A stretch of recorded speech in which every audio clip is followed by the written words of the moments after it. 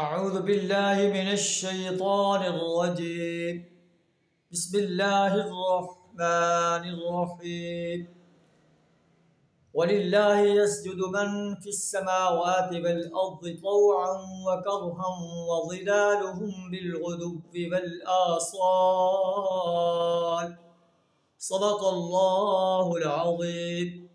سورہ الرعد آیت نمبر 15 آپ کے سامنے تلاوت کی، جس کا ترجمہ کچھ اس طرح ہے: وَلِلَّهِ يَسْجُدُ مَنْ فِي السَّمَاوَاتِ وَمَنْ فِي الْأَرْضِ، آسمان و زمین کی ہر چیز جو اس کے اندر ہے طوعاً و کرہاً اللہ کو سجدہ کر رہی ہے۔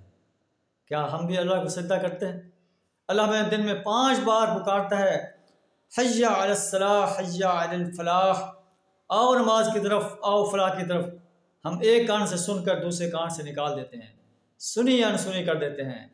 لیکن ہمیں یاد رکھنا چاہیے، جب قیامت کے دن اللہ ہمیں اپنی عدالت میں کھڑا کر کے پوچھے گا کہ تم نے میری پکار پر دن میں کتنی بار لبیک کہا، تو اس وقت ہمیں جو ہے پشیمانی کا سامنا کرنا پڑے گا۔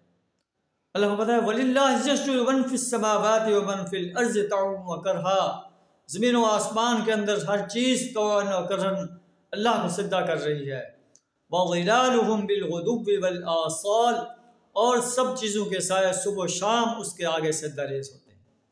اللہ سے دعا ہمیں بھی صبح سے لے کر شام تک دن کے جو ہے 24 گھنٹوں کے اندر اپنے حضور 5 وقت سجدہ ریز ہونے کی توفیق عطا فرمائے، اپنے ہر آرڈر کے آگے اپنے آپ کو جھکا دینے کی توفیق عطا فرمائے، جس بات کا اللہ نے حکم دیا ہے اس کو کرنے، اور جس بات سے روکا ہے اس سے رکنے کی توفیق عطا فرمائے۔